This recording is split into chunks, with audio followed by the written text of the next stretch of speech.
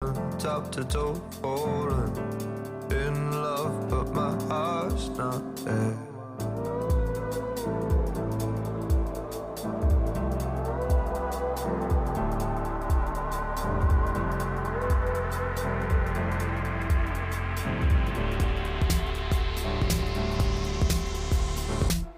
I live alone on my own, won't you save me?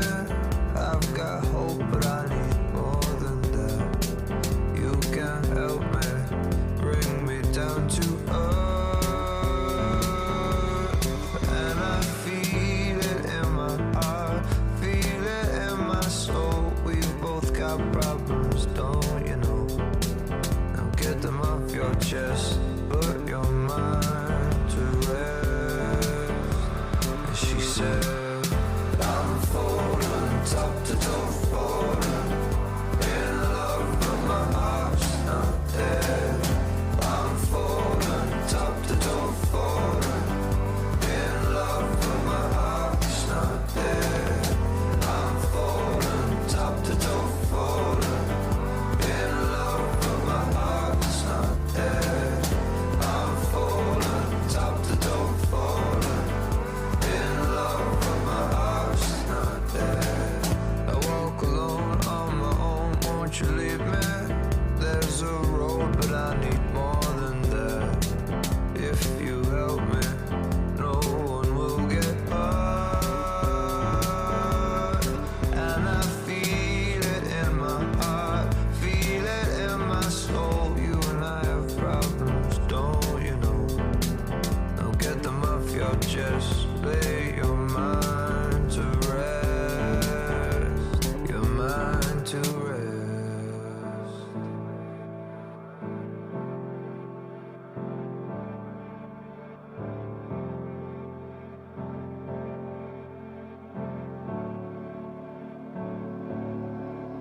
From my top to my toe, right from the word go, I was falling,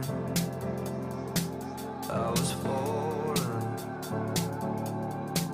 Before you even know, the cracks start to show. I was falling, I was falling.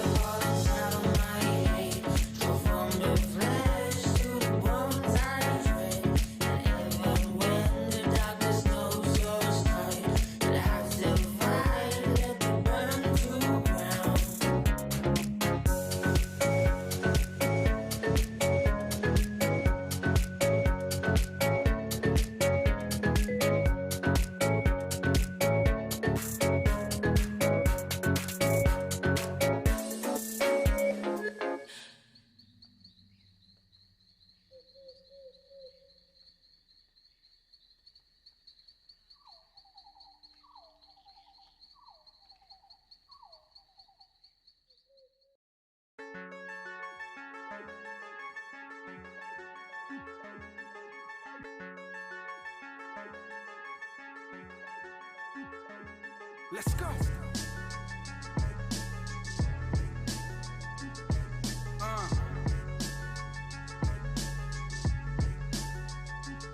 So now I'm back, it's 5 AM in London. Shipping off some tracks cause these niggas think I'm sunken. Nah, I ain't sunken, I'm just baking like an oven. Focusing on this, that, and your cousin. I've been gone for a while, had to take a break. Thinking about my life, how I was bitten by a snake. These niggas call me real, behind my back they call me fake. Now they calling me for bringings, but I just make them wait. Last year I had the little buzz, now I'm trying to get it. Ooh, I ain't been on Twitter, I've been writing for the winter fools 24/7, always working fucking interview. It's just me, myself and I, nigga, I'm a different cause. Word on the streets, they say these chicks digging me, but I ain't even dead, so yo, it's no bigger deal. This year, I've been grafting, I'm working, writing couple bottles, getting paid, man, it's working. I thank the Lord because I know that I've been a sinner. I remember feeling broke, I'm feeling like a winner. Yeah, we getting money. They took me for a joke and now I'm laughing like it's funny. Funny. Yeah, I'm putting work, and we don't say names, we just tell that bitch to twerk. With some bitches popping bottles in the freeway. Phone calls, how these chicks wanna see me. Random people showing love and I ain't even famous. Word goes to X-Team, Maestro and Shameless. I started with a dream, and now I'm trying to live it. Counting up some money, thinking how am I gonna flip it. I wonder if I didn't rap, would all these chicks stick with me? Sending me some dirty texts saying how they're digging me. I kept it real from the get-go, no time for a wag, so I told that chick to let go. So like Monopoly, I'm just trying to pass go. And yeah, I like 'em black and white like a barcode. Hashtag winning, shots after shots, feels like this room spinning. And these days everybody wants to bring in, I'm still starting from the bottom, but I'm due to make a killing. Yeah, I'm in my own league. It's kinda funny how these people think they know me. I'm cool, calm, just sipping on a Henny. Trying to bust through, but it's like I got a semi. Walkers in the game, it's sorted, they ain't even ready. I'm running past the rest, cause my flow's kinda heavy. If the plan A flops, I got a plan B. Ill manners in the hood, if you can see. Drunk-minded, but I got a sober heart. I got love for these people with me from the start. And we don't say names, nigga, we just drive through. Strive for success, so I drive too. In the fast lane, speeding through the city. These fakes on my back, but they was never with me on them long nights and cold days. High grades and whole grains. Feds came and then banged them up with statements. No names, my niggas locked up overseas, so picture this, no frames.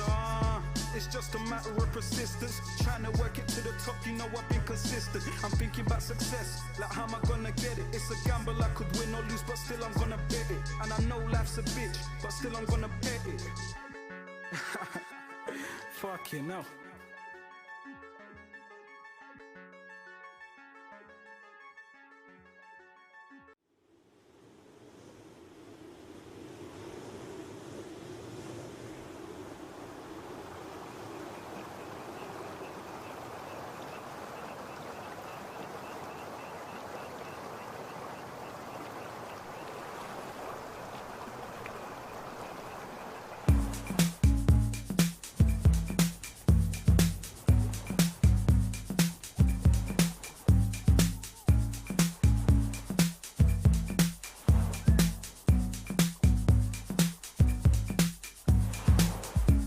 I don't know how it feels, cause I don't live in your part of the world. And I wish not ideal, oh, but nothing is forever, my girl. See, I'm a dreamer, oh, for love it is so in the name.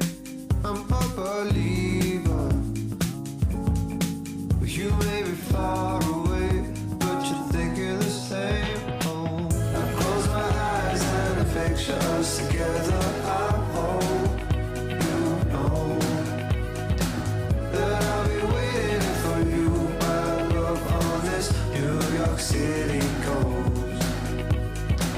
I close my eyes and the picture us together. I hope you know that I'll be waiting for you, my love, on this New York City coast. Oh, 'cause you're the real deal. You're worth every bit as much as you know. Yeah, delivered, signed and sealed. I will get that girl, albeit slow. And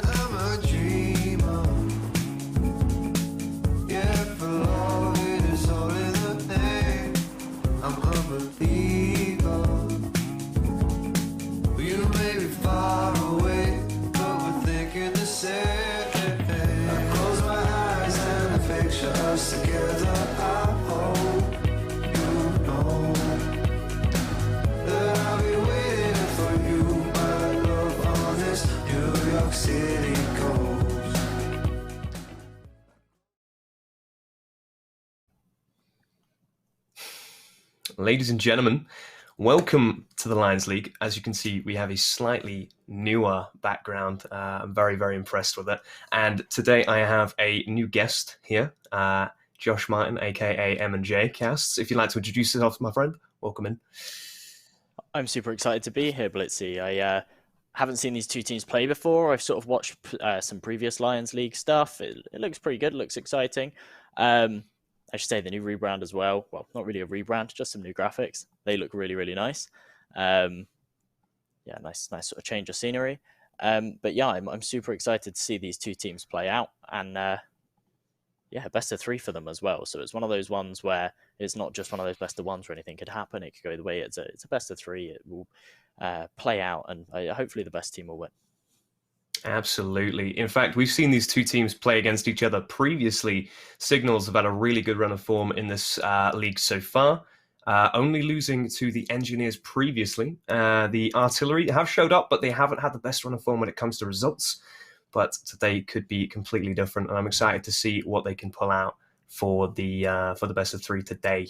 Of course, we've seen some massive individual plays from some of these guys in the scrims that we saw a couple of days ago.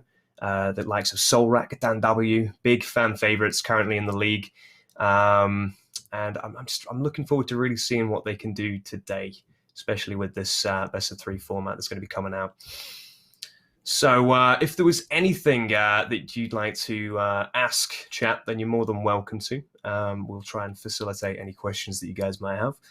And we'll be jumping into the games as soon as the players are in the server and they are ready. So, Josh, if you could, tell something about yourself to the chat or the show, any interesting things, any things you've done in the past, just let them know who you are and what you're about.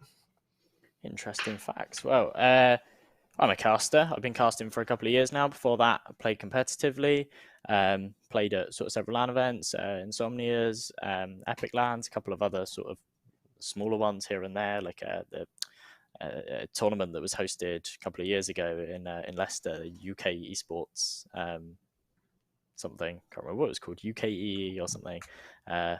Finished 5th there and stuff like that. But anyway, then started casting because realized I wasn't good enough at the game to take it to that next level. So started talking about it instead. Been doing that for a couple of years, done a lot of UK events, might have seen me at an Epic LAN, maybe an Insomnia. And I've done a couple of international events as well. I was at the Supreme Masters earlier on this year. I was supposed to be in Lithuania like this weekend, or this weekend just gone, doing the BEL Masters there. But that was unfortunately cancelled, obviously, due to the whole COVID-19 thing. So I don't know, as a freelance broadcaster, it's really, really tough times. But luckily, stuff like this comes up. There's these online gigs that we can do, and yeah, it's good stuff, and it's exciting to see this whole different kind of scene of CS as well. Because a lot of these events that I do, these Epic LANs, these Insomnias, especially within that UK scene, it's the same teams, it's the same players. I'm seeing every single week, every single event I do, it's the same players. And maybe there's different iterations of rosters, and sometimes it's really interesting to see players that might not have excelled in a certain roster. They go to a new team, and then all of a sudden, wow, that team's doing really well. I never would have expected that player to be at that kind of caliber. But obviously they just excel with certain players around them, and obviously the practice that goes into it, etc. And the same goes for like that kind of European scene, like the Supreme Masters, like a couple of UK teams going over from over there, and then they're the same sort of teams that we're seeing in other leagues that are going on as well, because they're just kind of that tier 3, tier 4 European scene. Sort of the likes of Prima, Pompa, Endpoint, Vexed. Who else you got in there? Sinners. Falcon, stuff like that, kind of that mixed European sort of tier 4 scene. But no, it's really cool to see something like this. I know nothing about these players. I know nothing about these teams. I'm excited to see if we see any sort of rising stars, like you were saying, like Solrak and Dan W. I'm excited to see if these guys that like I've never heard of before. I have no idea what to expect, if they can surprise me. Absolutely. In fact, this is going to be a great opportunity for you to brush up on these players, because we're going to be going to a highlight reel to show everybody just what you guys might have missed in the previous games. So I'll see you guys after that highlight reel. I'm going to brush up as well and just enjoy this highlight reel for yourself, chat.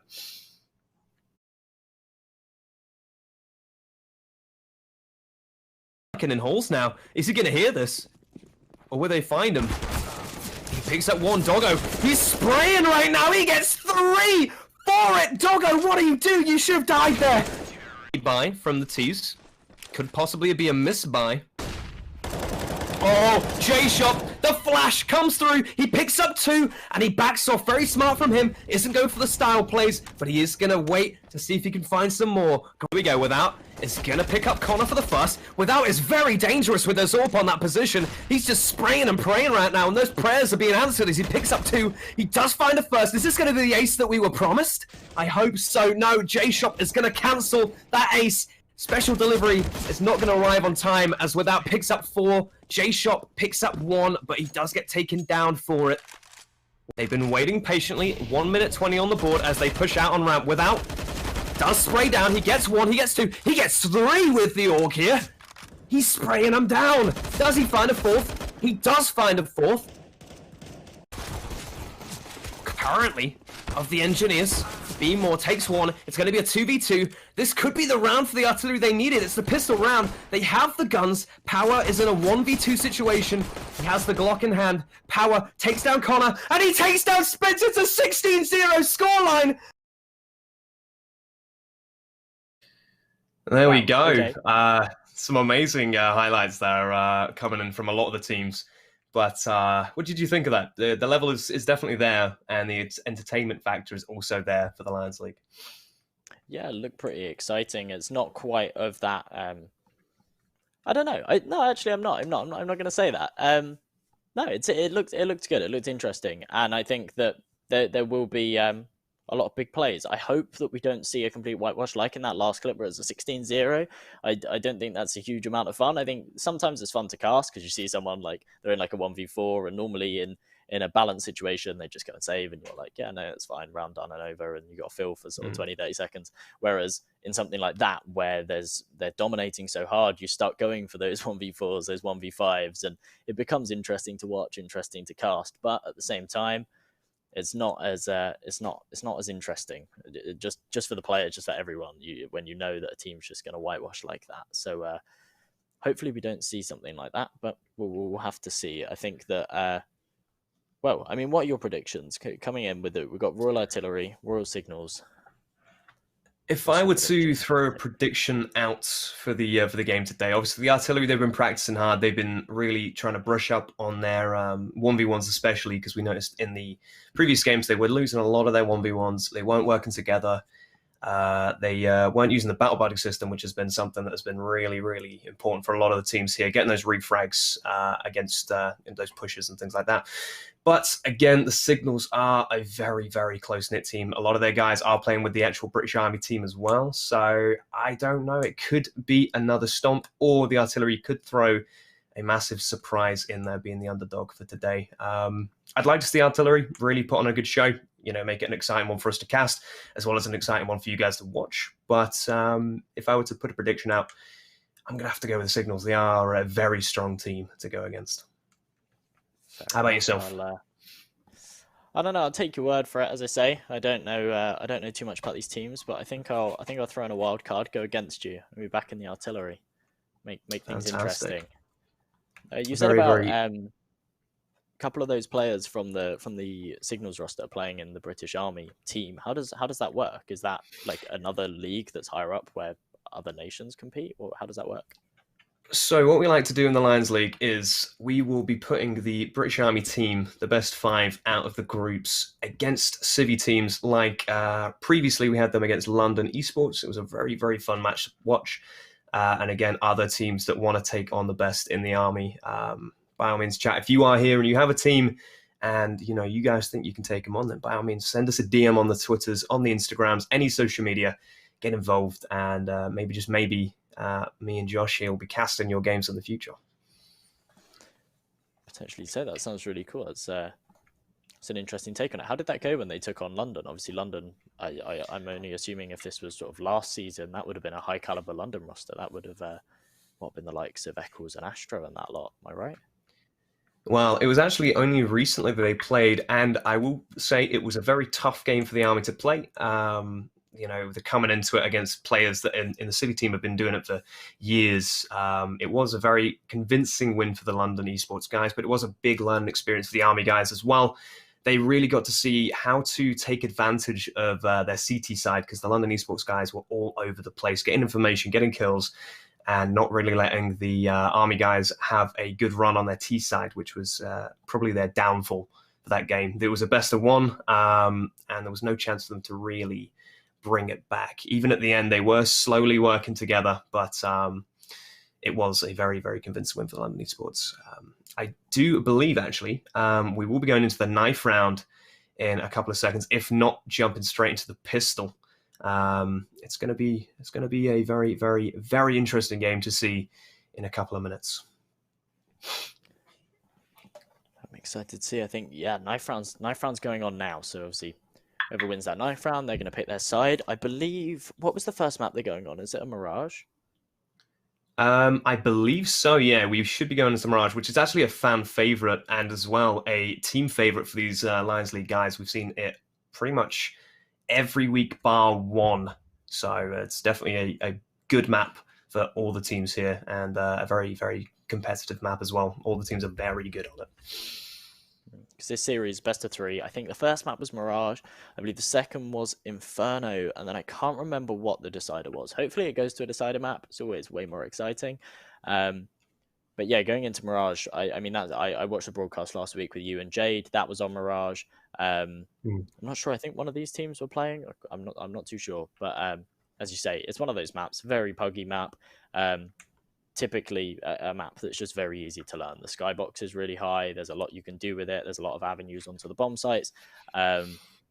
So it's a map that if you want to play it at a really, really deep depth and you want to really, really put work into it, you can. You can play it at that level. But if you want to just run around with your eyes closed and just shoot people, then you can also do that as well. It's one of those maps where that works too.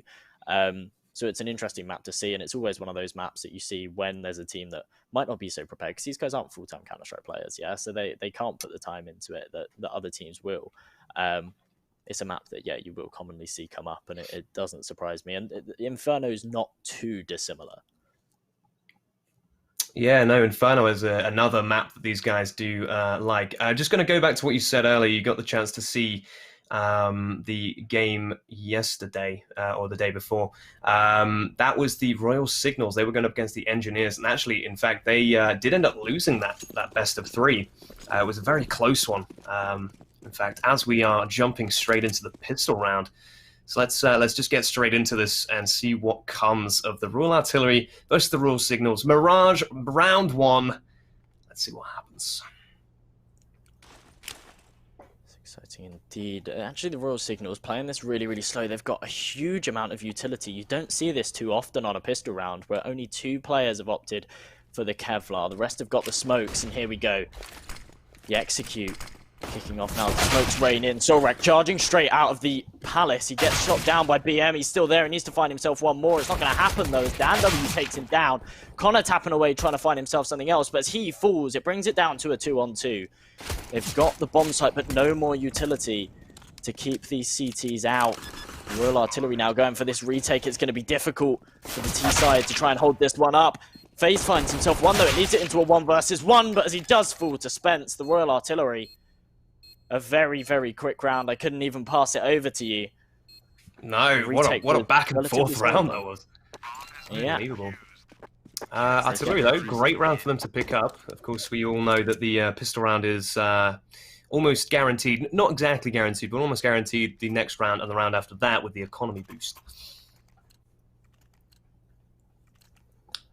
Oh, you might have spoken too soon. Royal Signals, obviously, because they got that bomb plant. They've got that extra economy, and they're actually opting to buy into it. They could have completely saved and had a really solid buy going into the next, but they know that they're going to be against a limited buy from the artillery side, so they are going to choose to take these Mac 10s and a Galil. Connor spotted Solrak in top mid there, but he only knows that he's got a Deagle, so he isn't able to give that information that they have bought.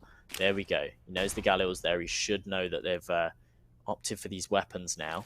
But the Royal Signals, as they take mid control, and they're using their utility to secure it further, playing this really slow.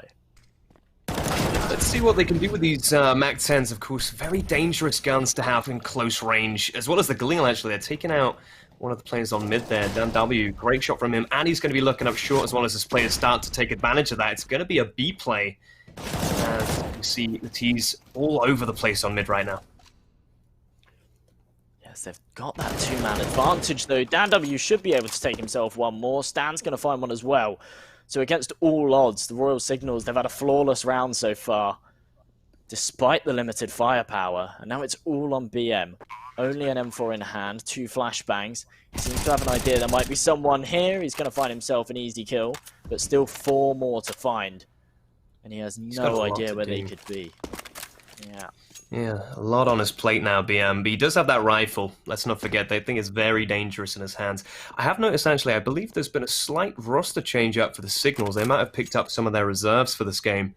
Maybe a sign that they don't find the artillery as intimidating as the other teams. If not, just to let the other guys in their team spread their legs and get a bit of experience on the board for the Lions League as well. Potentially so. It's not looking like too much left there yet, though. I mean, see the pistol round, unable to take it, but then they came out second round looking really, really convincing. Only losing 1 player, and then the discipline as well to not hunt that M4. I think it was questionable on the basis that they only had Mac 10s, and they are sort of rebuying into this one anyway. The Mac 10s have been thrown away. They are opting for these AKs. So to push in and try and take that M4 off of the artillery side wouldn't have been a bad idea. But obviously the artillery, they're choosing not to buy around it. So unless BM can make some huge play where he gets himself a couple of kills, it shouldn't make too much difference. But we'll have to wait and see. He's playing it really, really deep from CT. He's got 2 teammates in and around the site to back him up if needs be. And it's looking like that might be the case as the Royal Signals slowly waiting outside of the A ramp. Looking like they're going to set up for an execute. He's actually in a great position here to maybe stop this. If he can get around the smoke, which he's going to do so, he's going to get himself on a triple stack as the T's run in. Let's see how much damage he can do here. He sees one on the sandwich, is going to take him down first. Sees the Tetris player, and he sprays him down, but no kill, and he falls to the grenade. Connor now with the hands on the deagle. He's going to see if he can pick up 1 or 2 easy headshots here. We've seen it before, and we hope we will see it again. There we go. Connor picking up Stan. It's going to be a 3v3. And the bomb is currently down. Spence in a great position. He's pushed out of CT. And he knows there's one on Tetris. A bit of damage going down, but not going to be finishing off the player. And the round is slowing down slightly as the bomb ticks away. Solrak does take down Spence and Fez with a Kobe nade onto Connor, leaving Flox alone, and that's all she wrote for that round. It's going to be a nice pick up there for the Royal Signals.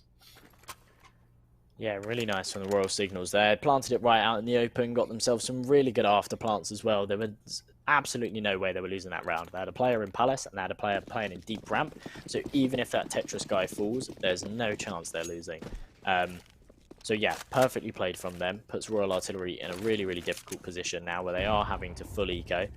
Only the 1 grenade, and that's going to be wasted on mid. Yeah, no problem at all. Dan W, despite the fact that it's against USPs, gets himself 3 easy kills. Might be able to get himself another. Can he get the ace? Yes, he can. Actually, 5 kills for him.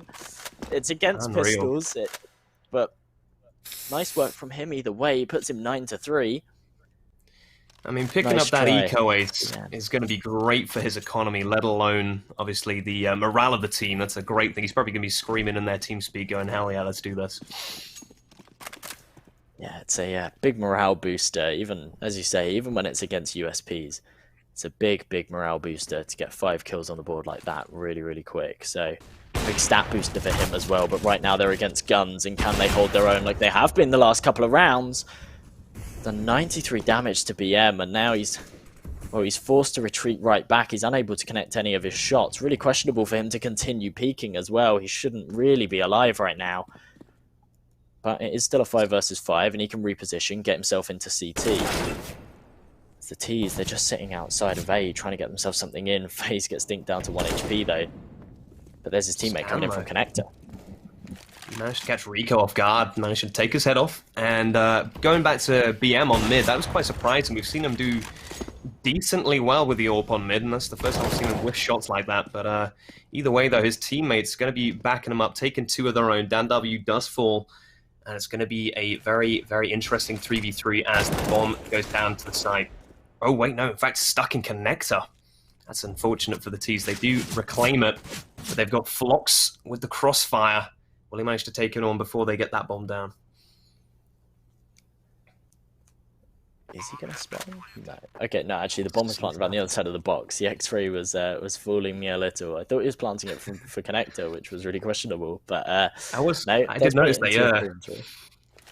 I was a bit, brings I felt that as well.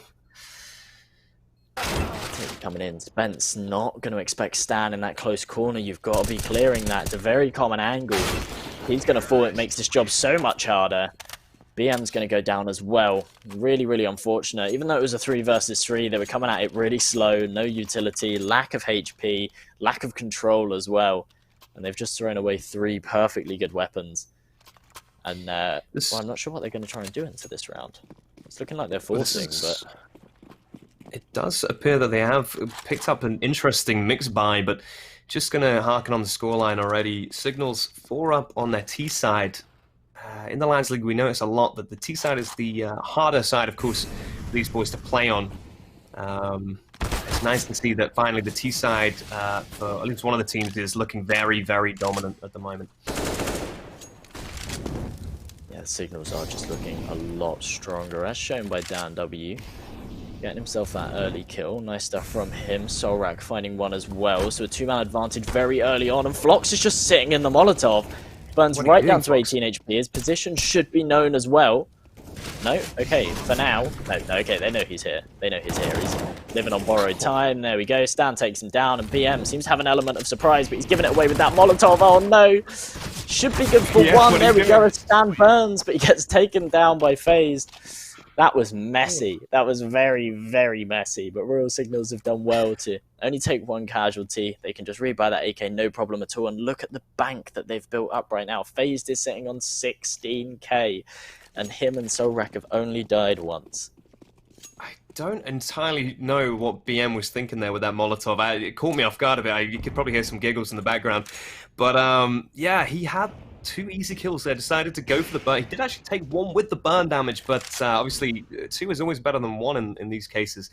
Again, great economy coming in for the T's. They can really just splash the cash and rebuy after rebuy after rebuy. They're going to be in comfortable positions for a while, but I don't think they need to worry as FaZe already finding BM with a very, very early frag. Oh, he's going for a second, actually. FaZe is looking for that... possibly a couple more kills, but Dan does find Connor in the background. Phlox is in a very cheeky position on B here. Another position we've seen utilized by the CTs in the past, and it's paid off. But whether they are going to try and attempt to push this retake, we don't know. They might just chill out and relax. But they don't really have much to lose either, so we'll see. Yeah, they might as well go for it. See if they can take an AK out the equation. Not that it's going to do a lot. Either way, though, Royal Signal is going to make easy work of those pistols. 5 kills and no casualties whatsoever. So a very, very convincing round. Put 6 on the board. As we go into round number 8, Royal Artillery, they are able to buy into this one. Finally, we're seeing an AWP on their side as well. We haven't seen that for a couple of rounds now. And it is going to be on Connor. BM seems to have realised that he's not been connecting his shots these last couple of rounds where he's had the AWP. Going to put it in the hands of someone else, and let's see if Connor can find himself anything on mid. It's looking like he is going to go for a flash. Is he going to be able to peek before the smoke goes, though? He's going to choose not to. Falls right back off of it. Disciplined thing to do. But as his teammate falls, only Beast does get traded by Snowman, though. Yeah, Snowman finding the head of Phlox on B site with FaZe getting BM out in the open. As you were saying, these teams do tend to swap their AWPers around. They usually have 1 or 2 AWPers swapping every half, usually. You see Solrak swapping between Dan W, Connor again, and BM doing trade-ups with some of the other teams as well. We'll do the same, but of course, it's all down to how they feel on the day. Connor might be picking up a few more frags than BM, as we've seen BM struggling at the start with the AWP, as it's now with 1v3, Stan with a lot to do, and Rico already has his number, and it's going to be the second round going the way of the Artillery there. They needed that round. Yeah, they've done quite well. They seem to sort of play together, especially in that that final scenario as well, in that 1 versus 3. It's very, very easy to just get overconfident, try and peek the player because you're like, oh, it's okay, I've got 2 teammates with me, and then that's how it all falls apart. But they played it well. Nobody peeked him. They just let him dance around on the bomb site and then struck when necessary. So good round for them to put on the board, and a nice shot from Connor as well, utilizing that gap in the smoke. He's going to get Molotov'd off, but takes that nice man advantage, and no trade potential for the Royal Signal side as well. FaZe seems to be confused by that angle. He gets tagged down to 17 HP. Is he going to be able to get away here? It's not looking like he's actually going to try and fall back either. He's just going to continue to hold this angle. Like I was saying earlier, the angle's been utilized a lot, but it's definitely paying off for Spence right now as FaZe runs right into it. Still couldn't work out exactly how to peak the angle properly. Snowman as well, trying to work it out. Does not actually find the kill either. Flox, his battle buddy, going to pick him up as Dan W finds Rico in return on A site. Looks like the T's are going to swap it up. They're going to try and take an A push instead. Let's see what they can find. Dan with another great headshot. He's opened up the site, but I don't believe he has the bomb. Yeah, he's got 3 players to find and a bomb to retrieve, but he's shown that he's definitely got the skill to do so, as he's taken out one of the full HP players. So Spence on 2 HP, 2 players with quite a lot of health that he needs to find, but he makes easy work of Connor, and he's still on full HP. Jumped out, though, while still reloading. Very, very questionable, and it is going to cost him his life, and put 3 rounds on the board for the Royal Artillery. I thought he could have had that there. You get those first 2 kills. Agree. The player as well, peeking on that window, was really, really low. He was peeking alone. Easy potential for him to isolate those fights, maybe clutch out that round, but made a dire mistake to peek while still reloading, and it is going to cost him that potential clutch win. So we've seen Dan W pull those. We've seen him pull those round clutches off before. In fact, I thought that was going to be another highlight reel for him. But like he said, jumping in the way while reloading wasn't actually the smartest move. And again, it did take him out. But maybe he got a bit overconfident. They do have the lead. He is fragging particularly well.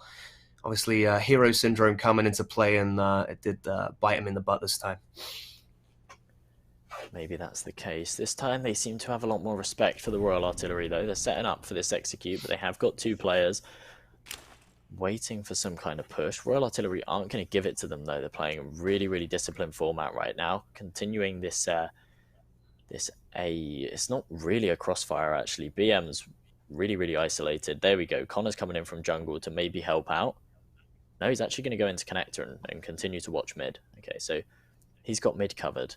BM needs to find this Palace player, though, because if he falls to this Palace guy, that's it. Rico gets smoked off. It should just be Royal Signal's round, done and dusted. But they're leaving this really, really late. They're not taking any map control elsewhere. This is really dangerous for the Signals. Luckily for them, Artillery aren't questioning it. They're not getting aggressive on B, and they are just going to allow them to run the clock down to 30 seconds, get this execute in as they charge straight through. BM needs to clean up here, and he's not going to be able to do it. Stan takes him down. They get the bomb site, no problem whatsoever. A man advantage and a Rico down to 1 HP. This should just be a save call for the Artillery right here, but it's looking like they're going to go for the retake. In fact, as you noticed when they were setting up this round, Stan was literally sitting in Palace position with the bomb out. He didn't have his gun out. He wasn't expecting anyone to push. That strat was purely down to playing the timer down, hoping the CTs make the wrong call and rotate out. But the round still isn't over, though. As I say that, they both do fall eventually right near the end there. A great round for the Signals. Dangerous play from them, but it does pay off. As they do get the advantage again, and it's going to be another buyout for the CTs. That economy getting drained even more now, and only a little bit of utility for them as well, which might not be a good thing for them, as they won't be able to stop those rushes from the T's if they choose to do so this round, as they do creep up into the B apps position as well. What are your thoughts so far in regards to the balance? Do you feel like one team's really taken advantage of this, or is it going to be a harder round or harder game, sorry, for the Signals to take away, since they do have the lead at the moment? It looks like that the Royal Artillery are really, really struggling when the Signals are going for full executes. Now, they could counter this very, very easily by taking control of the map elsewhere. So right now, if you look, Royal Signals seem to just be doing what they did last round, where they set up outside of a site, and then they line up their smokes, and then they just sit there holding their smokes for like a minute. Yeah. Now, obviously, they've got their teammates holding for the push, so you can't just charge into B and spray down 5 guys that have all got smoke grenades in their hands. But if you know that you haven't got B apps control, you need to be taking some control. You need to either contest mid control, try and take that. Like right now on A, there's nothing, and they should be trying to clear this. They should be trying to clear ramp, see if anyone's there. No one's ramp. Let's rotate a player over to B, or let's try and get a flank in or something. But instead, they're just sitting like ducks, waiting for Royal Signals to just charge in with all of these grenades. And as soon as those grenades come in, they've got no chance. They're being Molotoved off, they're being smoked out. And right now, there we go, 30-second mark on the dot. They charge right in, Flox is flashed off, should just fall here, unable to do anything whatsoever. Spence is now stuck on bench, might be good for one, but as the Molotov comes in, forced off the angle, he's going to fall. And now they're in a position where the bomb's down, Royal Signals can just go and get these after plants, and now it's a retake for the CT side. That was such a perfect take on B, actually. I was really impressed by the Signals there. They've really been practicing that B take. The flashes come in perfectly to block off the line of sight onto Flox or Spence there in that really tricky position. Again, the T's holding the rear, taking out the final CT as he flanked through. And you are very correct. We saw the British Army versus the London eSports guys, and the London eSports guys were literally going out of their sites, getting information, coming back without losing any guys, and then rotating around to the right side and getting the T's completely and utterly off guard when they were trying to set up their plans or their plays. So you never know. Hopefully we'll see artillery start to adapt to this and maybe start to poke and prod to see where these T's are, but again, they're just setting up another play on A, and no one's really doing anything to counter it. Exactly. So as a terrorist, you either need to work your way around the map, try and take some control, and see what's going on, see where this CT aggression is coming from, and then go for an execute later on, or you go for a fast execute. It's interesting to see what they're doing here, though. They seem to go for an A fake, but they missed a couple of their smokes, so I'm not sure how convincing it is. They're rotating around to mid. They seem to be making easy work. They're charging in. Spence is there, trying to get himself a couple. Easy for 2, but gets taken down. Rico chiming in from Connector, though, does bring it down to a 2-on-2. So it's down to Flox and BM. They seem to have control of the sites, and they've confined the 2 Royal Signal players down to mid, but with only the SMGs, what can they do? Flox finds himself 1, and it leaves it down to Dan W.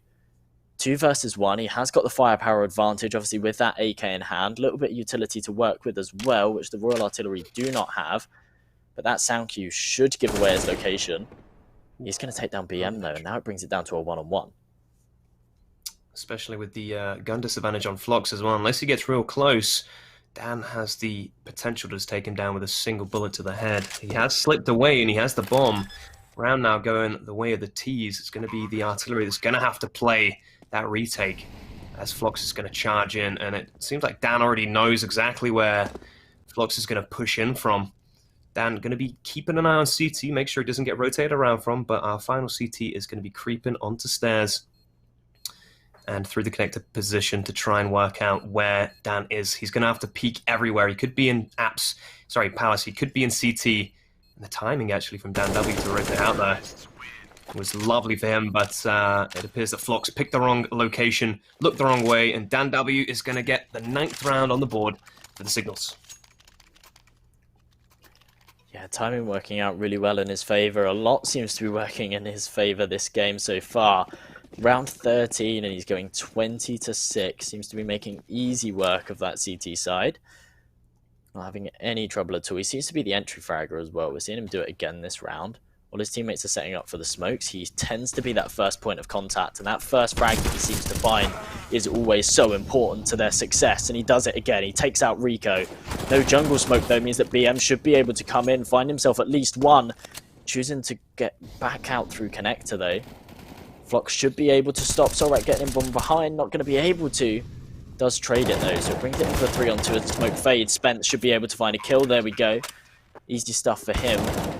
Brings it down to a 2-on-2, finds himself 1 more. Can he get the 3rd? Does a lot of damage, but unable to connect the final bullets, and it leaves Mr. Snowman in a 2 versus 1. He seems to be doing a lot of damage. How has he found that kill? How has he found that kill? He's such low HP, but he is going to fall to Spence. That was so bizarre. That was so bizarre. No one was watching each other's backs. Everyone was just kind of taking random firefights. Wow, man, he should have been dead in that position. That was again chaos on that on that site there. But the round going the way of the artillery. They needed that. Shouldn't have lost as many players and guns as they did, but at least they pick it up on the 14th round. We've got one more round before we go into our half. And just while we wait, chat, if you guys are here for a certain team, by all means, please, please, please spam your favorite team in the chat. Let them know you're here. Give them your energy. And we're going to see what these teams can pull off in the next couple of rounds. It's going to be Mr. Snowman taking that first point of contact over towards A, though. He gets right out the ramp. Stan's going to be the one to find BM, though. He's been playing that position for the last few rounds now, so they will just be able to clear it with ease. Connor tagging one up in mid as well with the scout. Yeah, you don't think... Well, in fact, you definitely can't. Definitely can't. Not through that brick wall. He was brave trying to do it with a P250 there as well. He had the right idea, but obviously you ain't going to be able to get those bullets through there. We're going to see Spence go up on a 1v1 versus Face, but he does lose it. Snowman finds Connor, and now it's Flox, who is yet to rotate. He's really patient on this B position here. And in fact, he's going to have to start running now. He might just catch the bomb. If his timing is right, he's not going to get it.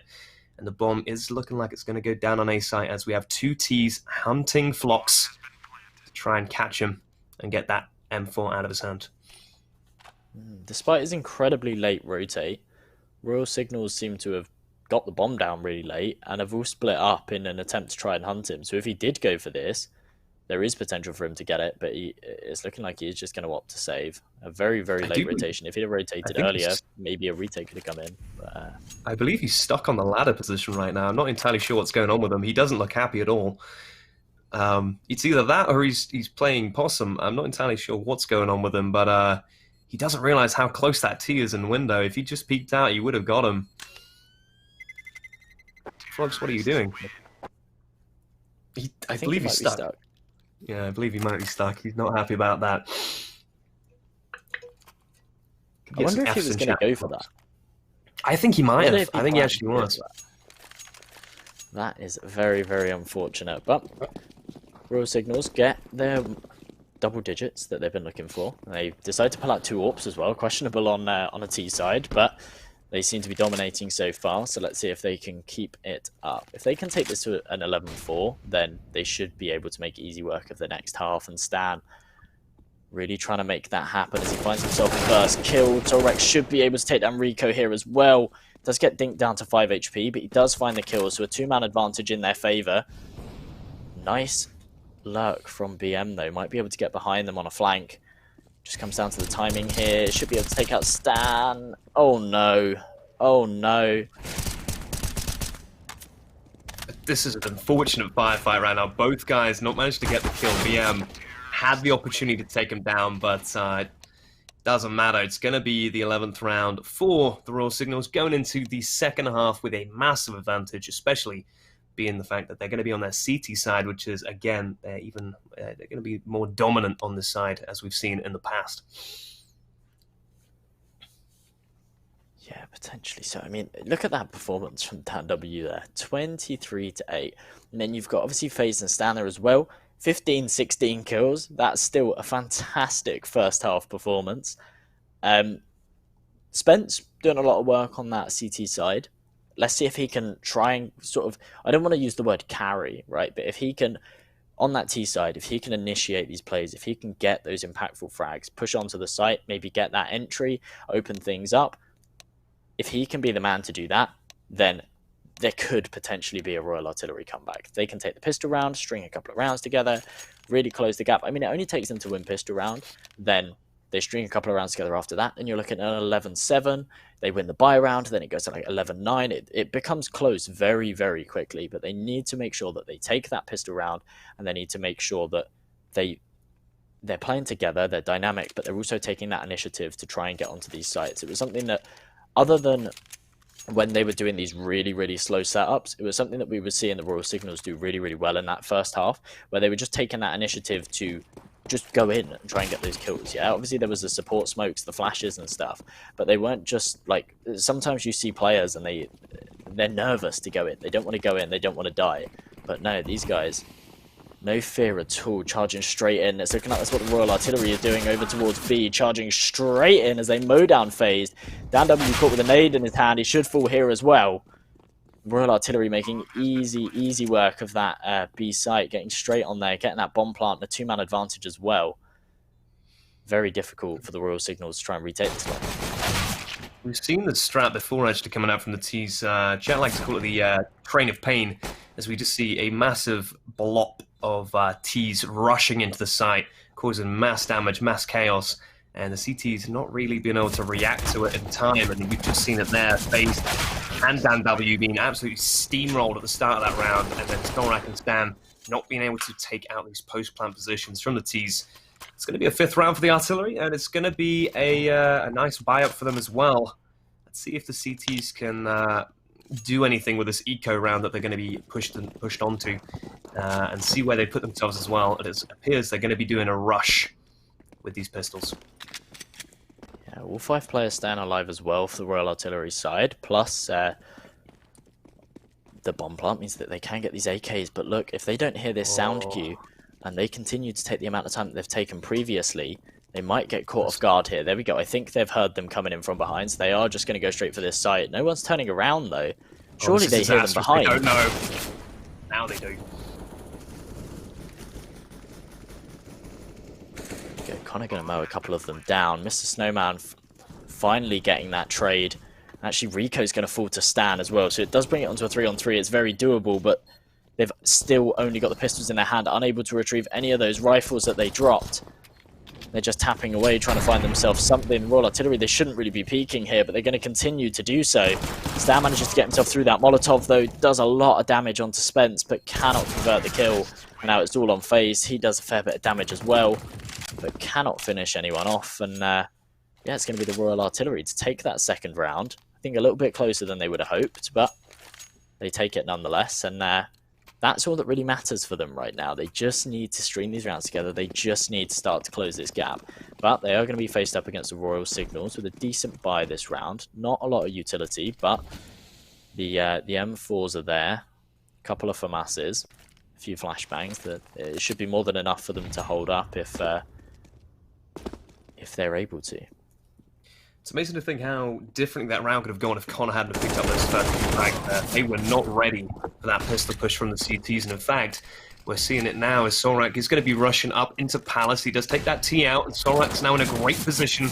Good flash out from him. He does see 2 players on Tetris, but doesn't find anything. Flux takes him out, and it leaves Snowman now alone on the site, waiting for his friends to jump in to help him. He does find one. Flux is low. There we go. Stan coming in to help him out. Rico now chilling in sandwich, waiting to see if the CT player's going to jump up on top of that stair position. FaZe does find Rico in the background, as well as Dan now pushing in to try and find Connor, tapping away, and he does get the headshot.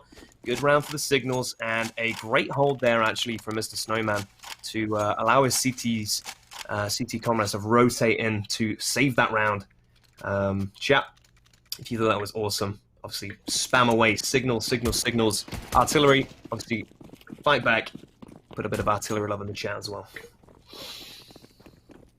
And the Signals did well there to take that round, but right now, can't talk about it too much because looking like the Royal Artillery are charging straight into B. Dan W is going to be there with that AUG to try and mow them down. Only finds himself one. It's not even an AUG, it's an SG. He's picked it up. But with those 2 early kills and the utility being thrown in as well, it's going to slow the Royal Artillery right down.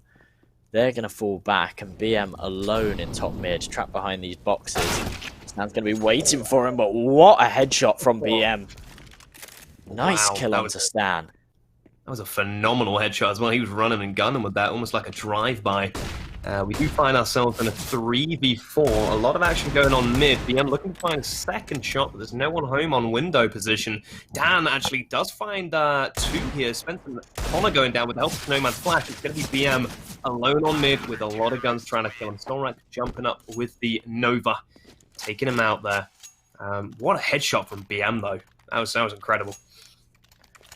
Yeah, it was a very nice one. Shame that it didn't lead to anything else, but nonetheless, very nice headshot. And it was a round where they just, I mean, it was an eco round, but they brought a couple of deagles into it. So not going to matter too much as they do comfortably buy into this one. Connor's not got any armor. Gone for an AK no armor. But Interesting either way, decision. but either way, his teammates stacked up with guns. BM with that AWP did go for that early pick on mid, but does get legged. Lucky to get away with his life as he tries to rework something towards B, holding for some kind of push. Solrak, though, got a fantastic position on A. He's in Palace. His teammates are smoked off, but if the T-side don't expect him to be in here, he might be able to swing and find himself one. Snowman's there as well. They've got a good crossfire going on as there was no smoke to cut off that site player, and they just get absolutely mowed down. BM last alive with this AWP, and I suppose he's just going to try and save it. He's got a minute to try and save it, though. It's going to be real difficult, especially on 17 HP. Hunter's definitely on for the CTs now. They're going to be rotating around. Dan W, he's going to be trying to find that final AWP. And BM, you could practically sneeze on him and he'd fall over. Oh, Dan W just runs past him. In fact, BM did hear the sound cue there. But obviously does get away with it, and he's going to stay in his position and wait out this round. 40 seconds to stay alive. Chat, do you think he can do it? Dan now coming back. Is he going to go back and not check it again? Dan, what are you doing? There's another position there you could have checked. He's just going to run straight back to A site now, in fact, as the bomb is going to tick away. There's a whole other half of the map that they're not checking. Come on, FaZe. Come on, FaZe. There we go. There we go. There we go. They take him out. Okay, I was so confused because it was looking like they were keeping 3 players with the bomb, and then the 2 players that seemed to be hunting were just kind of dancing around mid. And I was like, if they don't hunt for him right now, that's crazy. They know that he's got an AWP. They should know that he's legged. Yeah, but either way, they do manage to take him down. The AWP's going to go in the hands of Dan W. And they're against just Glocks, so it should be easy for them. It was almost comedic the way Dan W went past him twice there without checking that position. You would expect someone to check that, because that's a good place to hide after a round. And it's the opposite side of the map as well. But I guess Dan W must have had something else on his mind. Maybe he was thinking about what he's going to do for round 2. Sorry, map 2. In fact, let's not think about that just yet. Now, Solrak's got a lot to do. He sprays down BM as the teams are now all over the site. Bomber's down from Mr. Snowman, and it's going to be another kill for Solrak with the Deagle. Headshot through the box, in fact, on the Fox. It's going to be 2 teams versus 5. Solrak trying to find another. He finds Spence with a Deagle, and he gets another. Who needs a rifle when you've got a Deagle, I guess? And Solrak picks up 4 for that round. I have no idea how Solrak keeps doing what he's doing. He's playing A like a madman with a death wish. Like, we saw him playing A solo the other round, and he just pushed into Palace with no support, no flash, no anything whatsoever. But he still managed to get himself the kill, and then comes back out and kills the guys as they come out of ramp. Like, it's crazy to be playing A solo, but then to be playing A solo and playing it aggressively is mad. And then we see him that round just sitting on top of the ticket booth by himself, and as they come out, he just, like, it's a 5 versus 1 and he's out in the open. The Royal Artillery should just be able to shut him down and take the site for free, but he seems to be able to hold his own, and especially last round getting himself 4 kills. Absolutely stellar performance from him. So, oh yeah. Well, you know, no one tells Solrak what to do. That's the rule of thumb for this one, as chat already knows that. But yeah, Solrak's a very dangerous player in this league, and obviously his reputation follows him around. Suppose so, but look at this position from Rico. He's going to give away his position with the sound cue. Mr. Snowman going to be the man to come out on top with the aim. His teammates trying to get some kind of refrags working over towards mid. Spence is finally there to get that trade on B. So the B site is open up, but he doesn't seem to know it. There we go. He is going to finally drop, but a 2 versus 1 for Stan to try and clutch out. Oh. There. What the hell? Spence gets a very quick frag onto Stan there. Dan W does get a refrag onto Flox, though, with that AWP. As the bomb goes down, it's going to be a 2v3. Connor does fall to Dan W. It's now a 1v3 for the game. Spence has a lot to do here, and he's in Firebox. He has the bomb down, and he knows where it's planted, but he's spraying down, and no one's home. It's going to be the round going the way of the Signals, and that is map 1 done. Signals take it. That's so unfortunate. He was spraying in the smoke just a centimetre to the right of the head. Could have gone differently, but I mean, there was so much time on the bomb as well. There was 2 more players to find. Would have been really, really difficult for him. But either way, we saw a really, really strong performance there from the Royal Signals roster. That's the one. That's the one. Yeah, no, they did very, very well. their T side. What did you think about that? Obviously, starting off really strong. CT side again is the most favored side in our in the usual things anyway. But for them, their T side was even stronger. Yeah, I mean, I thought it was questionable. A lot of the things they did could have been very easily countered, and I think that had maybe the Royal Artillery, I don't know, if this is how they were playing in their other game as well, but had the Royal Artillery just taken a bit more control and just read the situation a little bit better, they could have just completely shut down some of those executes. Because like we saw like 3 or 4 times where they'd set up for an execute, they'd have all their smokes in their hand, and they'd sit there for a minute just waiting to like take this execute. They'd take no map control or anything like that. And Counter-Strike is so much to do with taking map control and isolating fights, and it's even though you don't see it as it, think of it as like a top-down strategy game. Yeah, you okay, so like your players immediately, you get A control, you get B control, but you want to try and take apartments, you want to try and take ramp, you want to try and take palace, and the more control that you gain, the more chance that you have of winning that round. And it just seemed like the Royal Artillery side, they just weren't doing that on their CT side. They were just happy with having A, having B, but then all of a sudden these smokes come in and they're isolating all the players. And where they might have had a fantastic crossfire, now there's a smoke in front of them, and they don't have that crossfire anymore. And it seemed like the Royal Signal side, they were just able to isolate those fights, charge in, 1 kill, 2 kill, 3 kill, easy stuff for them, and it shouldn't have been. So it was very good. Their aim was there, and their coordination was there. But I think that their strategies could have got very, very easily shut down had they been against an opponent that was maybe a bit more dynamic and a little bit more willing to try and take that map control. But either way, a very, very good performance. And if it works, don't change it. Yeah, if that's what they're doing and they know that that the Royal Artillery side aren't going to push and try and take that control and they're not going to get caught off guard from them, then just continue doing it. Like, why not? Absolutely. No, again, you were very right. We saw 2 different CT sides. One CT side that loved to push, loved to get information, and definitely paid off for them.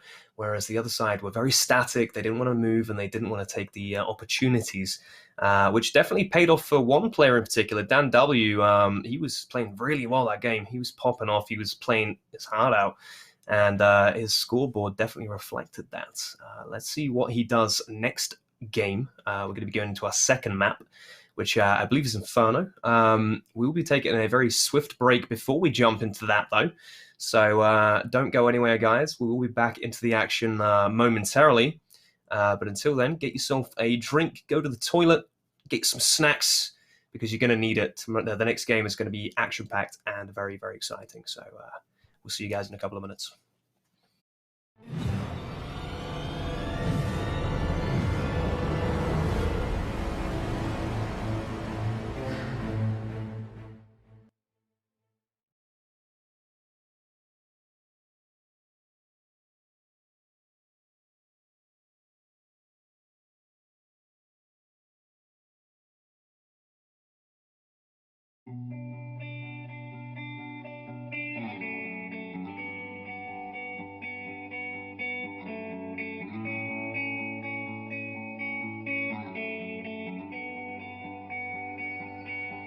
There's a notebook on the table, you can take it to the store, so you won't forget the groceries anymore.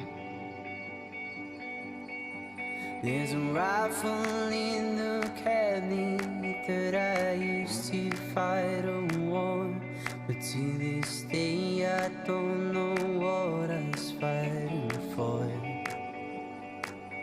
I'm fighting for. Show me love, sweet it over, and I'm falling at your feet. After 30 years of service and months of it on me. Show me love, as we grow colder, let our love provide the heat that I order bones to miss, but I ought to never leave.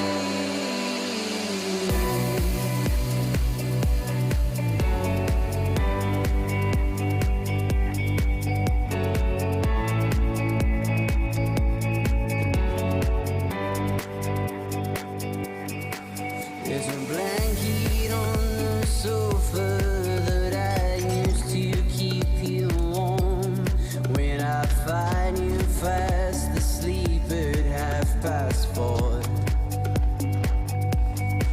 There's a record we keep turning, the reminds us of our youth, but there's still nothing as beautiful as you. Will you show me love as we get older, and I'm falling at your feet after 30 years of service and months of it on me. Show me love as we grow colder, let our love provide the heat that our older bones are missing, but our hearts will never meet. As we grow colder, love provide the heat, older bones are missing, hearts will never meet. Because your hand belongs in my hand, belongs in your hand, belongs with me.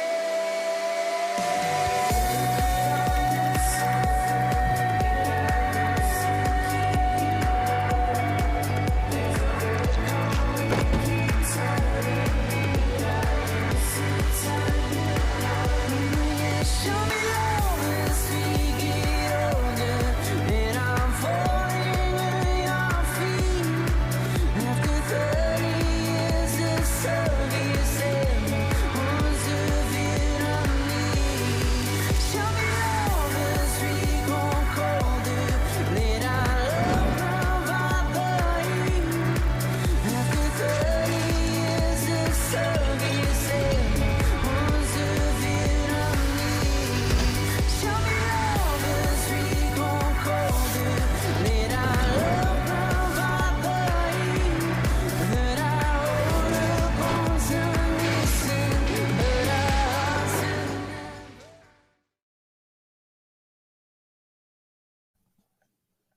So, welcome back, ladies and gentlemen. Game 2. It's going to be Inferno. As you saw, that last game going the way of the Signals there, very convincingly as well. If we have any predictions for this next game, what would you guys say? In my opinion, I think that the Signals are doing so good. They're doing so well, and they are very, very strong. And, of course, Inferno, I believe, is their map pick as well. So we're going to have to see how this one goes. How about you, Josh? Yeah, I mean, based off of that last game, on Mirage, they were just dominating. I think we saw like a 16-6 scoreline. So, yeah, I think that going into Inferno, the map, I don't know, it's still, I'd still consider it as one of those buggy maps. But what I was expecting, we didn't see. So even though I think that there was a lot of sort of random plays and it seemed quite messy at times, there was structure there. I was expecting it to be, okay, we're going on a Mirage pick, we're going on an Inferno pick. These guys are just going to be running around. There's no strats or anything. There's no setups. Like, people are just running around shooting each other. But that's not what we saw. We actually saw a lot of discipline. We saw a lot of executes and stuff like that. Now everyone knows their smokes from Mirage. I think anyone that considers themselves as a Counter-Strike player knows their smokes from Mirage. So let's see if that carries on into Inferno, because obviously skyboxes are different. I think the skybox is a lot lower on Inferno, so there's a lot less that you can do. And I tend to find that the nades are a lot harder as well. So let's see if they know their Mirage, not Mirage. Let's see if they know their Inferno setups, and let's see if that plays into this this game as well, because it was an integral part of Signal's victory on the Mirage side, I feel. Very true, actually. We saw certain rounds where the artillery weren't buying up enough utility, especially on the CT side. They weren't really using it to stop any rushes that were coming the way of the Signals. Inferno, though, is another great map for the Lions League. We've seen it a lot. A lot of these teams do love to play it. It's going to be back and forth again, hopefully, if not a bit more even for this game. So hopefully we'll see a more exciting game on this one. Preferred sites, we usually see a lot of rushes up Banana, so it's going to be a heavily contested area, as well as the Apps position on A is also an amazing place to see some close quarters action. We see a lot of deaths and frags in there as well. But again, if we were to predict who was going to take this one, I'm going to have to go again with the Signals, as they've just been stomping in the Lions League so far, as we just jump into map 2 here. Yeah, I don't want to jump onto your side, but I think I somewhat take back my prediction from before. As we go into this pistol round, though, the artillery have decided to just not put anything on 2 of the players, as they are being charged down by the Signals side, charging right up Banana now. No smokes, no flashes, or anything to get them onto this site. They're just running straight in, firing away, and it's going to be BM and Connor to try and hold things up. Connor, they're trying to knife him. He's going to get away by the looks of things. What is going on? It's craziness right now as these teams have just run straight dry up. There's a round the world going on right now on New Box, but it's going to be the teams that pick it up. Dan finding a knife onto Rico. First round going the way of the Signals. How do you explain what happened there? We just saw the train of pain running through B side, and there was no stopping that train. Literally, it was 1 or 2 frags going on the way of the CTs, but very convincing round there for the Signals. Yeah, it was a mess. It was a mess. I think, Chaos. yeah, convincing in the sense that they kept 3 players alive and they just charged in with no respect. But it took them a long time to find those 2 kills on the site. Dancing around the New Box was a funny one to watch. But either way, do you think the Signals are high at the moment on their last win? You know, the morale's going to be up there. They're going to be ecstatic about picking up that first game. I don't know. Maybe it might be getting the better of them here. Definitely, and you can see it's coming into play right now, and it's happening again. Dan charging straight in with that Mac 10. He is going to fall, but Stan's going to be there to get the trade, and he gets the second as well. Yeah, I mean, it's clear that their momentum has just continued into this second map, and it was obvious on Pistol Round where they just charged into B. Yeah, if it was a really, really close first game and they had respect for their opposition, they'd be playing that slower. They'd be throwing the flashes. They'd be smoking off areas. They'd be clearing areas. Whereas they know, do you know what? We're better than them. We're 10 rounds better than them. So we're just going to charge in and we're just going to take those aim jewels. And it's what they did on the pistol round. Worked out perfectly. It's what they did in the second round. Okay, they're against pistols, but either way, clean up, no problem whatsoever. 1 casualty, and now they're up against a buy, and it's looking like they're showing the artillery the respect that they deserve to a degree. But I mean, they've taken banana control for free. They're going to slow things down. The CT's buying up, but they didn't get utility again. We're seeing a trend here with the artillery, not particularly getting the utility buys in, but Solrak running straight through, drive-by and Connor, and that's going to be the first CT to fall on the B side. They do have a rotation coming in from CT. The Flock does find Dan W. Fox is going to be tapping away to try and find another. Snowman now low on HP, but the bomb is down. It means that the CTs are going to have to start rotating in to get this defusal. As BM does take Snowman out. He's got a good position on him, but Stan is behind them. BM free fragging onto Solrak, and the site is now theirs. T's all over the place, actually. But the bomb is planted perfectly for Stan now on CT. He's going to take the first frag there. Another rotate coming in from a CT into CT spawn. He's the last alive. The tank keep coming through, and Stan finds him. Another round of the Signals. What a messy round there. It's both teams everywhere across the map. It wasn't really a call to get onto the site and defend the bomb. It was crazy. It was very odd. Yeah, that was very, very odd. They had the bomb down, but then they still had like players fighting over towards A, and then as soon as they both realized, both the CTs and the Ts started to rotate, it was odd. It was very, very odd. But either way, Royal Signals asserting their dominance and taking that round with ease. Yeah. Maybe not. I think it was only for the fact that Stan managed to work his way around to CT just in time to deny that defuse that they came out on top there. But either way, doesn't matter how you put the round on the board as long as you do put the round on the board. So they extend their lead, and they're now against just the USP, so they should just be able to charge into B here, no problem whatsoever. It's going to be Solrak, Stan, and Phased getting themselves 3 early kills, and actually they're just going to try and take both the bomb sites. Absolutely. In complete domination here, divide and conquer for the T's, I guess, is the name of the game on this one. And in fact, the CTs are retaking the wrong site here as the bomb does go down onto A. Interesting plays here from the T's, playing mind games with the last CT, the last 2 CTs here. But going to be a spray down now coming in from I believe that is Dan W there finding Flox with the low HP.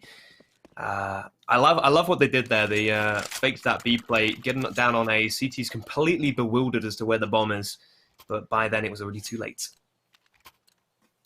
Yeah, it was bizarre from both sides, really, because, I mean, I wouldn't even class that as a fake. Normally you see a fake, throw a bit of utility, you show your presence, you maybe peek, try and keep them occupied, and then as soon as the fake is initiated and the bomb goes down on the other side, then you sort of start to rotate and you help out your teammates. Whereas they actually just committed to both bomb sites. They had 2 guys that charged into B, took the B site, and had 3 guys that went into A and took the A site.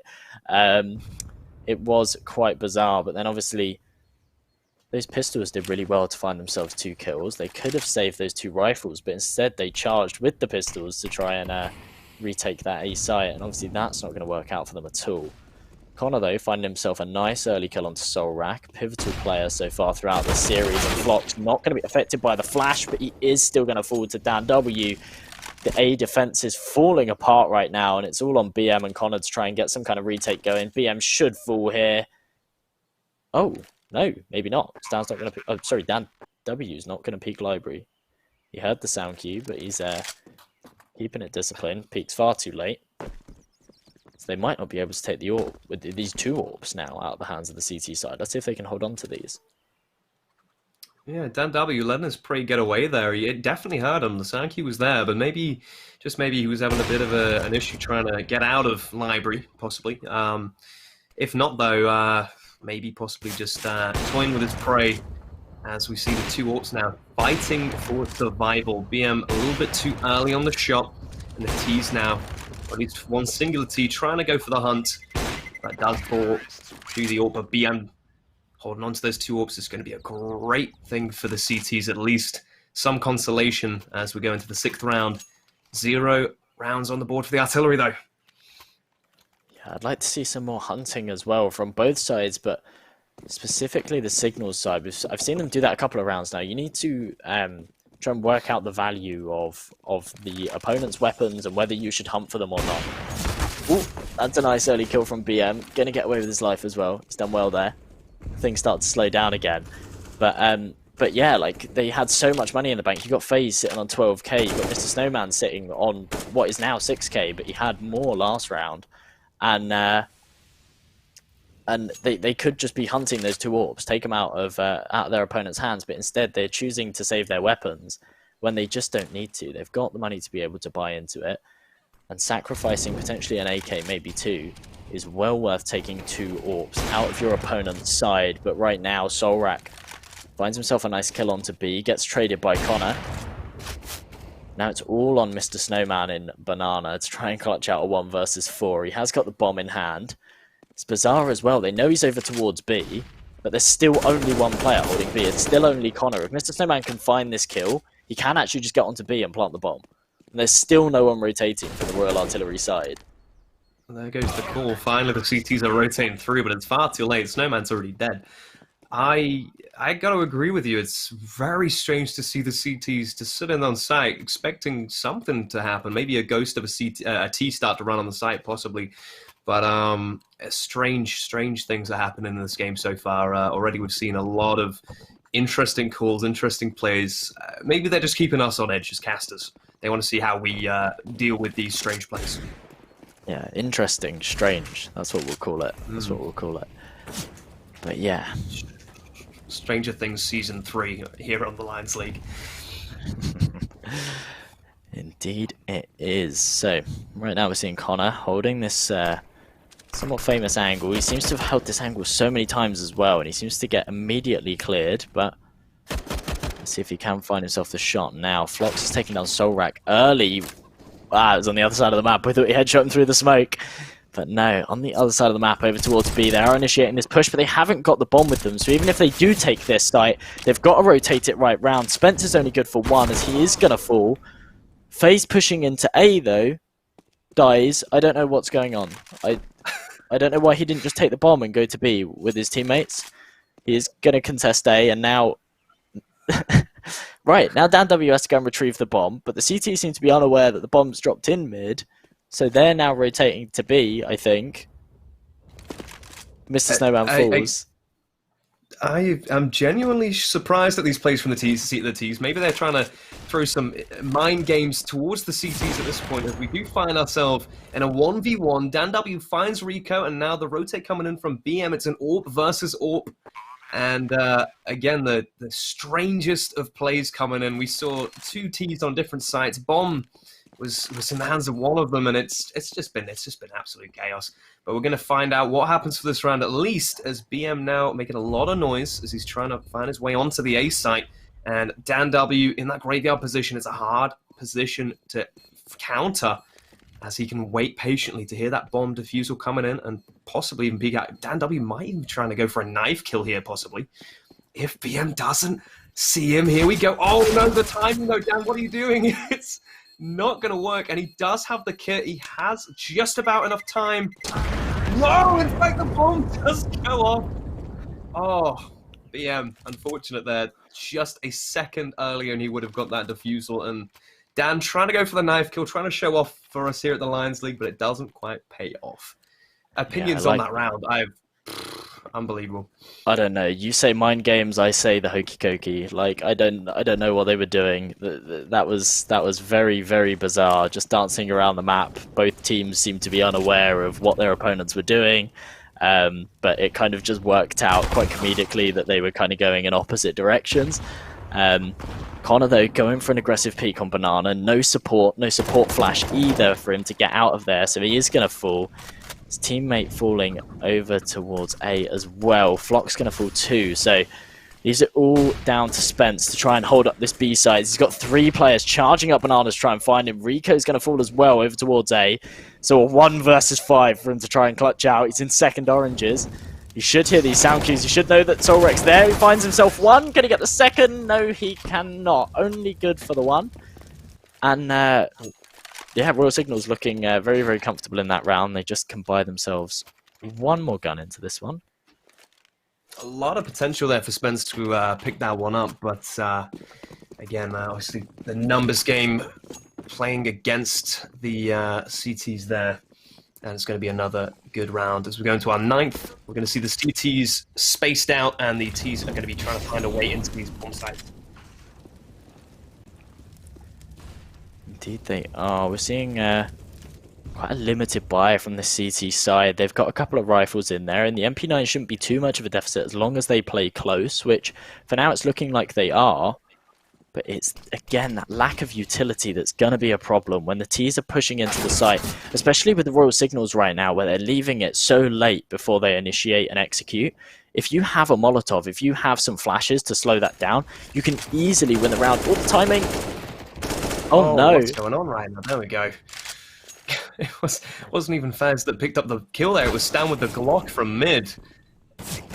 Crazy plays coming in from both sides of Solrak. He's looking to try and find Connor on the B side. Connor does dart into CT as we skip over to FaZe now on A side, trying to find that graveyard kill. Nice kill from Solrak there to bring it back into a 3-on-3. FaZe going to land himself a nice headshot as well onto A. Gives them that man advantage, should be able to open up the site. Stan's going to confirm it as he takes out Flocks, and now it's all on Connor. Nice headshot with that MP7. He seems to think someone's going to come behind him, though. He's panicking a lot here, dancing around, doesn't know where they could be coming from. He should know that there's at least 1 on the bomb site, though, and he should probably focus on him first. Does manage to go and retrieve himself an AK, though, and he's going to try and take a stab at it from long.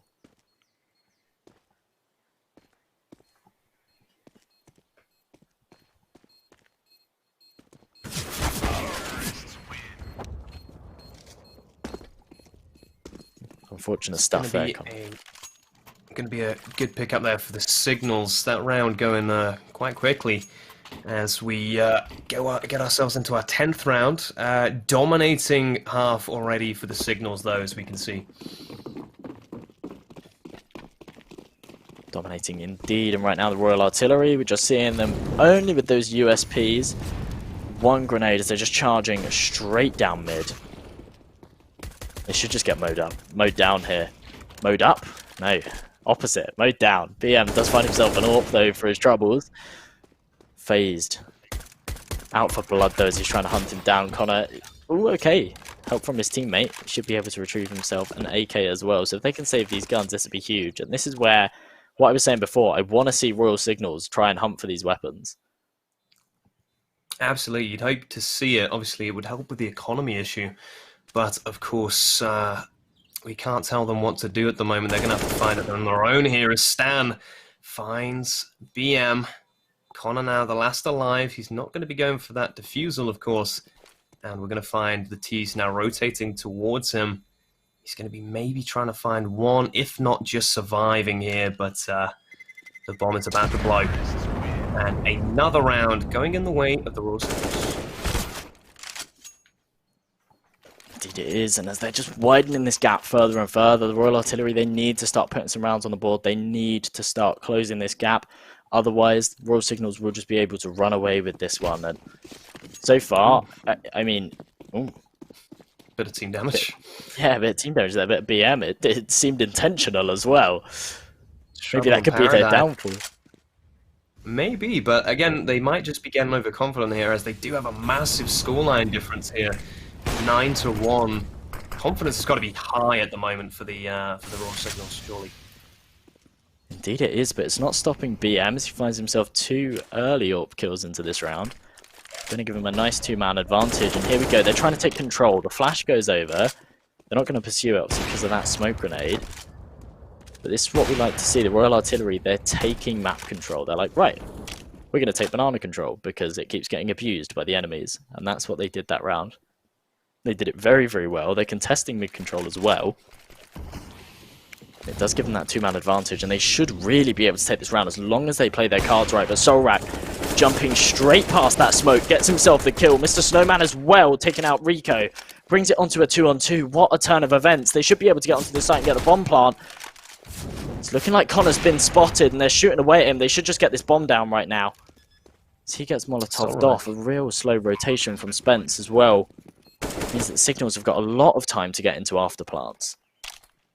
We saw there as well, Solrak actually going for the no-scope onto Connor on long there. He must be feeling extra confident now. He's got the bomb down as well. He might be going for those highlight reel shots to obviously add to his portfolio.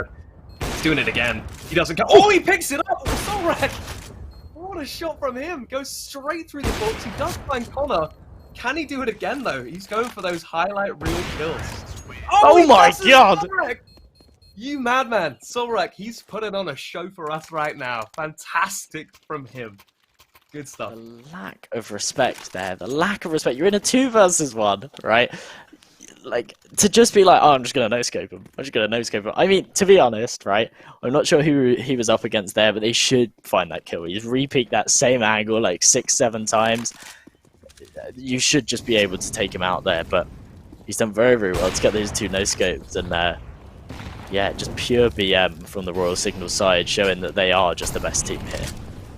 No respect whatsoever coming out from Solrak. I actually thought it was a mistake the first time he peeked it and no scope, but then obviously going back and back and back again and again, and you are right, they could have picked up that kill very easily, but I guess they weren't obviously aiming properly. They weren't trying to get that kill. They were just a bit dazzled by Solrak's ability to no-scope them out of purely nothing here, as we see Flops actually taking Solrak down. He can't pull those no-scopes off anymore. Connor finds Stan and Snowman.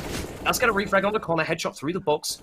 He's find BM chilling on site as the T's are working their way to try and get this bomb plant. It's a 3v3. Flox low on health. And we have BM. He's in a great position here. They don't check it. Does take the bomb goes down, gets the second, face does fall in, he gets the third, BM picks up the round. That's a good one for him. That's a very good one for him, actually. Yeah, very nice stuff from BM. He was the only man that could have shut that down there. It's exactly what he did, and he did it perfectly. Gets himself an AK for his troubles as well, and puts the second round on the board for the Royal Artillery. So there's a massive gap here. There's an 8-round gap, but if they can string together a couple of rounds now, they've got the firepower. They've brought some utility into it as well. We're still seeing Rico and Flox. They seem to be the usual suspects that aren't buying any utility into these rounds. But nonetheless, there seems to be a decent amount on their side to be able to slow things down, hold things up. That smoke's going to allow them to at least take that top banana control as well. And the Molotov from BM going to give him a bit of control in apartments, but the leg room's not enough as he falls to Dan W. So the man advantage going in their favor. One comes back, but the refrag comes in. So still a 4 versus 3 for the T side. So they're taking more and more control over towards A, and the rotations still haven't come in yet. Bit of a misflash there we just saw from the T's as they try to execute onto the site. It is going to be Connor now with the 15 HP. And his battle buddy, of course, on the site with him as the final CT starts to rotate in. And the bomb is down for the Signals. Yes, indeed, in a 3 versus 4 retake. Connor's literally on 1 HP. It's going to be so difficult for them as FaZe gets dinked, so it's going to make it a little bit easier, but Connor's still, well, 4 players. Make that 3 defined. Make it 2 as he finds himself 1 more. About 20 seconds left on the bomb right now. He could go for this if he wants to, with the kit in hand, but such low HP. Does a fair bit of damage to Solrak, but it's not going to work out for him as Royal Signals put their 11th on the board. The artillery will be able to buy back into this one. They do have the money to do so. It is actually going to be an AWP pulled out on BM there.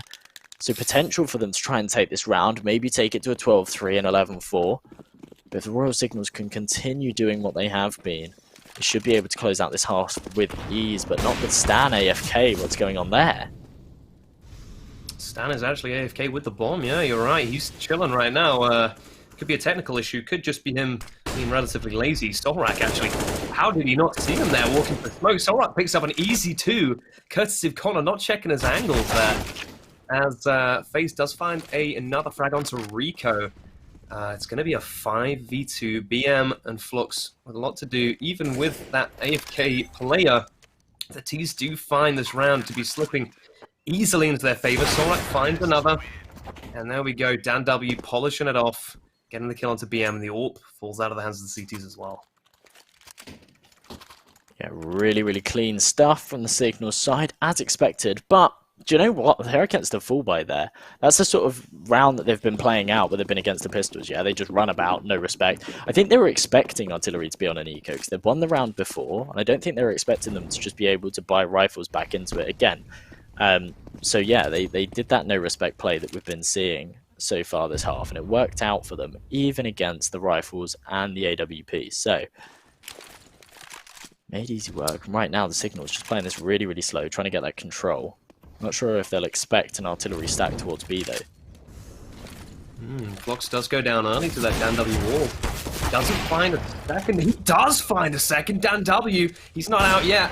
He finds a third. Does he find the fourth? Oh, jumping pistol from Spence ends Dan W's reign of terror. But doesn't change the fact that it's a 4-2 and the bomb is about to go down. Yeah, really, really strong work from Dan W there with that AWP. But he should not have been allowed to get that second kill. But a second leads to the third. The third player was actually watching Coffin as well. Like, he was holding for some kind of flank. It was rather bizarre. Dan W shouldn't have been able to get away with what he did.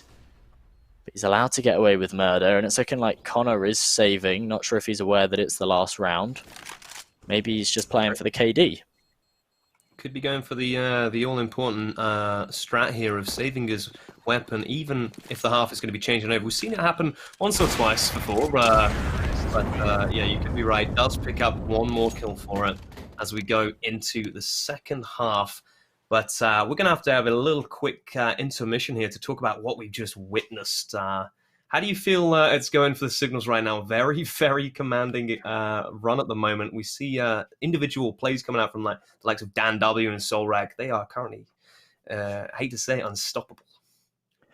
Yeah, a lot of initiative there for them to just charge right into these sites. They know that they've got the better aims. They can just go in, take those aim duels, win the aim duels, opens up the bomb sites. Really, really easy for them.